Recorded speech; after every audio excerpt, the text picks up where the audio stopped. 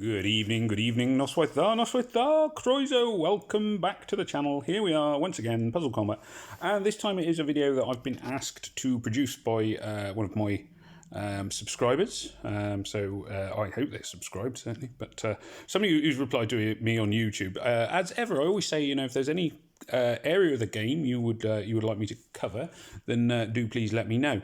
And I'm very sorry, I should have remembered the name of the person who asked me from my YouTube chat, but I've been asked to do a video on the talent grid and class emblems and so on and so forth, which is what I will be doing now.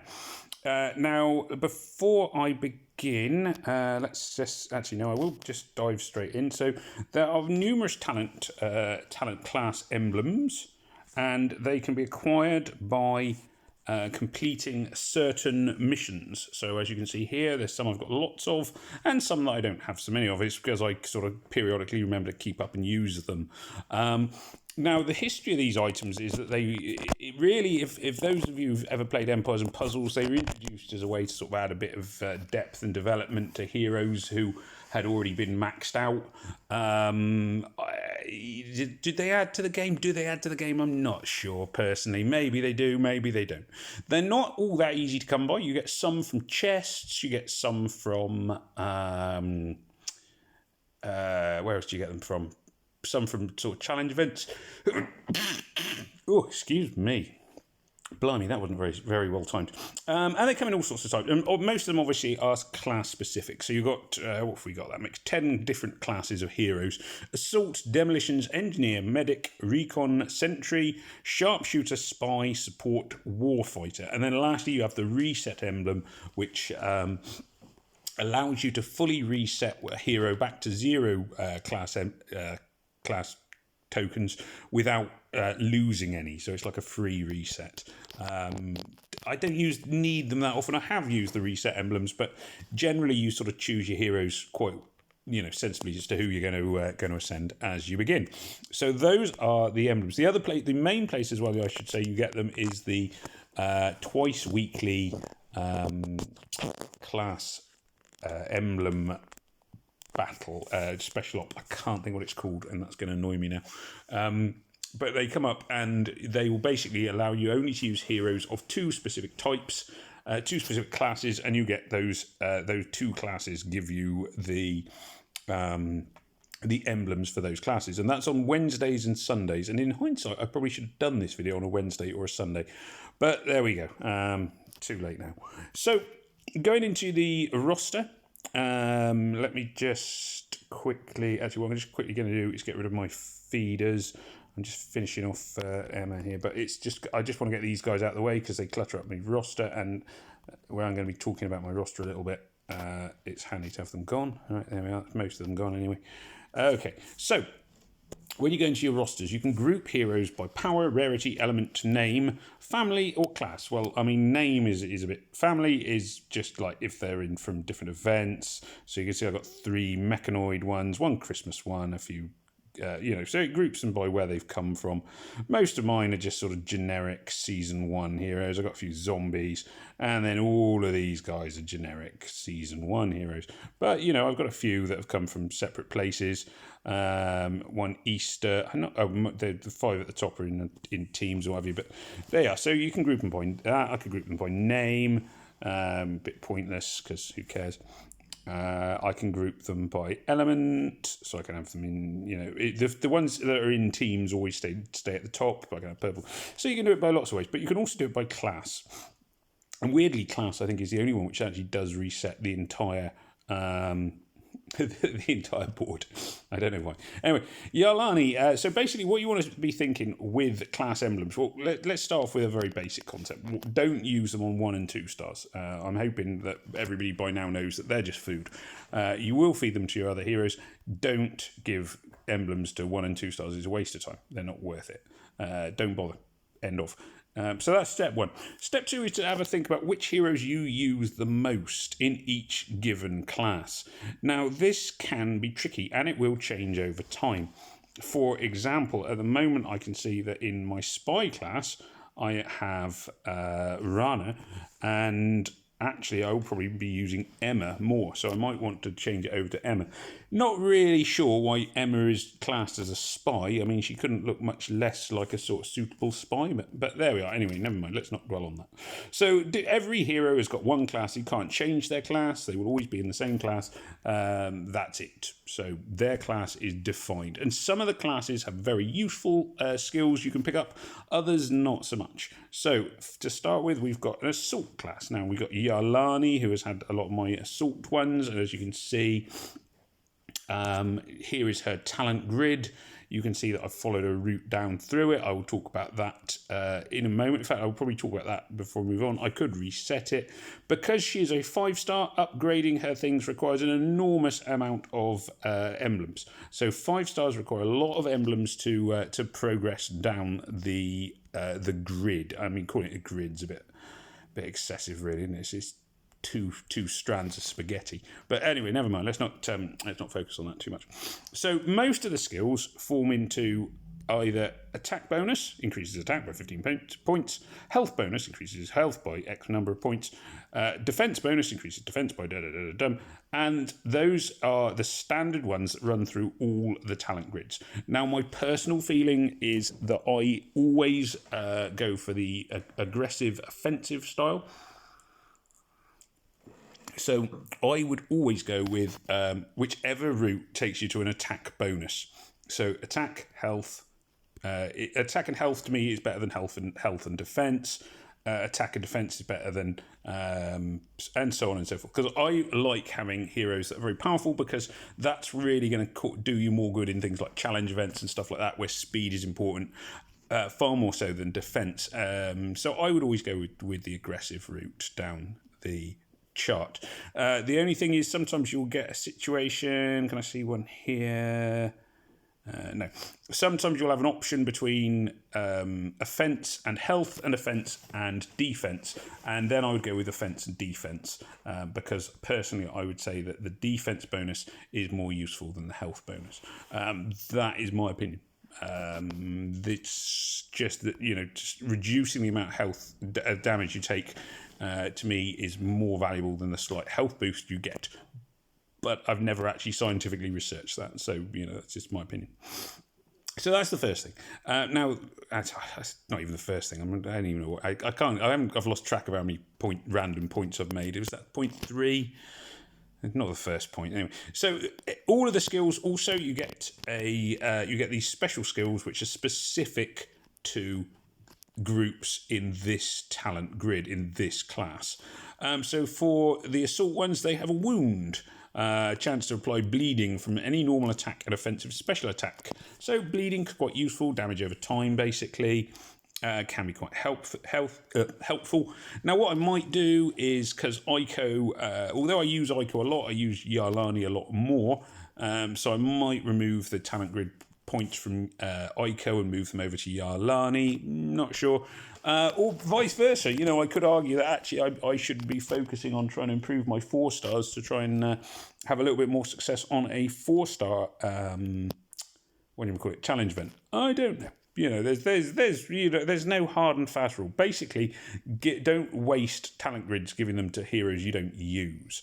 So if you've got a hero you nearly never use, like Magnus I hardly ever use Magnus now. I'm keeping him because you never know. But basically, Magnus is unused, so it would make no sense for me to put talent grids on him.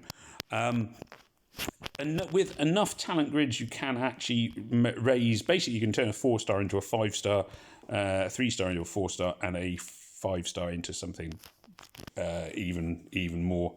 So if you look here, Blunderbuss is a 4-star, 12 points of talent grid, nearly equal to Marina in terms of power score. Blunderbuss 623, Marina 630. I'll come to Blunderbuss in a second because bit of an exception. Anyway, so let's work our way down the grid. Just have a look at the other skills. So that was assault. We've got demolition. Now I've got stone is my demolition guy. He's currently having my talent grid for this. If I go into his talent grid, you'll see again, just as I was saying earlier on, I always follow the offensive route. He has a 4% chance to remove buffs, which is a 4% chance isn't great. I mean, okay, it goes up to 8 or 12% or whatever. Not that useful a skill. I guess it could come in handy. Some of the skills are a bit are definitely more valuable than others. Ryoko, who I use a lot because of her excellent critical chance skill. Definitely use her a lot. Looking at her talent grid. Oh, there we are. I can just click on that. Turret. 50% chance to summon a turret minion after receiving any damage. Never good to receive damage, but then, turrets, the little minions you get that you summon, they're always pretty handy, so it's not too bad a skill. Throttle, who is my main healer, although in fairness, Pika will probably be taking over from him to a fair degree. You'll see as well that 4-stars use a lot less emblems, which is how he's managed to get up to level 20. Healing Spray, 15% chance to heal 7 HP, 7% HP for all allies after receiving any damage. That's a really good skill, actually. That one's really quite handy. Whether I should transfer that onto Pika already, maybe I should. I don't know. Maybe I should have leveled Nima and not Pika. So many times you've been thinking, I should have done X, Y, and Z. Umbra, who is what are you? Your binoculars recon class. Not sure what recon she's going to be doing, but fair enough. She's recon class. Obviously reconnaissance on umbrellas. Anyway, so that's evade, chance to dodge special hits. Dodge is very handy, definitely worth having that one. Most of these skills are, in fairness, quite useful, just some are slightly more useful than others. And as you can't change the hero's class, you just go with it. So then we get on to this guy who is Sentry class. So Sentry class, talent, 10% chance to gain 5% armor after receiving any damage. Annoyingly, though, it only applies to the hero himself, and you can see here that it's 50 emblems required to level up a 5-star for like a standard skill, more for the sort of specialist skills on the talent spaghetti grid. Yes, which is frustrating.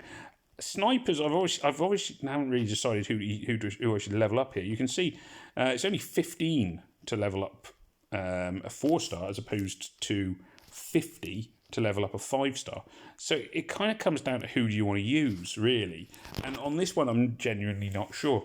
Sure Shot I use quite a bit. Wallace, I probably don't use him as much as I used to. Again, it comes down to do I focus on my 5-stars, my 4-stars, or anybody else? Genuinely don't know.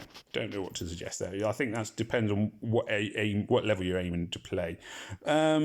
Pierce can bypass defensive buffs. Yeah, that can be really helpful as well. Particularly if you've got enemies who've got like counterattack up and so on and so forth. Emma, who I probably will... Well, Emma I will buff up because I'm quite a big fan of Emma. So... going down the talent grid, I'm obviously way behind having done it. Like I say, and I'm at food. So I won't be going any further for now, but I have actually got the emblems to do it.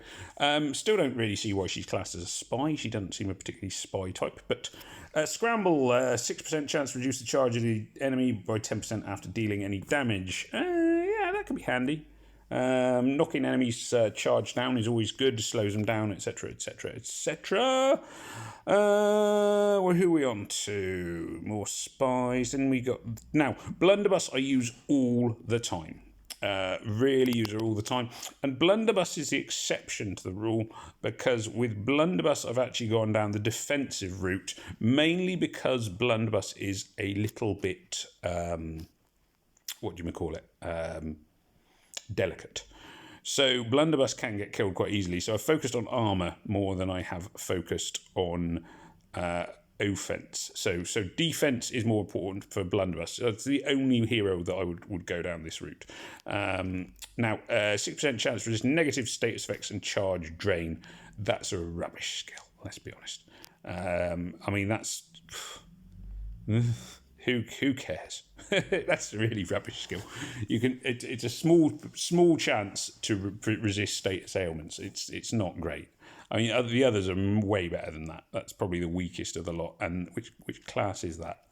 Hang on. No, sorry. What class are you? Don't find your class. Class support. Yeah, rubbish. There we go. So that was that's pretty awful. Now here's where things get a little bit different for me. Is Vittoria, although I arguably use Thrasher a lot more than Vittoria. Vittoria is my 3-star hero of choice. She's down as a warfighter, which to me is what probably Emma should be. But there we are. Now Vittoria is a 3-star, obviously, but she is the one I mainly use in events, and you can see obviously that I've used up a lot of these the emblems for this because there's only 20 left. But then to upgrade them for a 3-star is only 7 to go for a standard upgrade. So it's a lot cheaper to level up 3-stars, and that can play into your hands really nicely. Now, Vittoria I've done quite a few of because she, as I say, is one of my favourite 3-star heroes, and I use her in 3-star events all the time.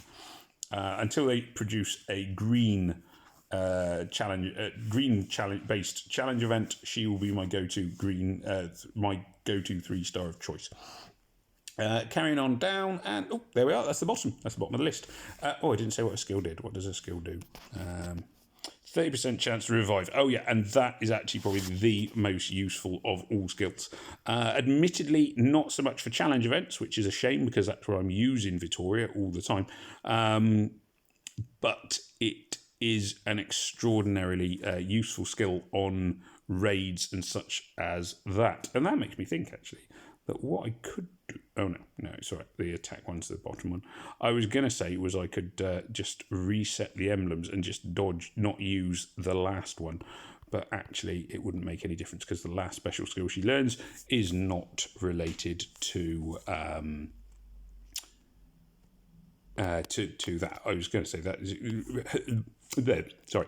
What I'm trying to say is her ability to revive is not what I've put talent emblems on her, because I never use her on a defense team, and if she dies during a challenge event, then it's not going to be a good score. I wouldn't keep it anyway, and so on and so forth. But there we are. That's neither here nor there. So actually, it would probably make more sense warfighter wise to have them on Thrasher, who I use a lot on my defense team, or on raid teams and so on and so forth.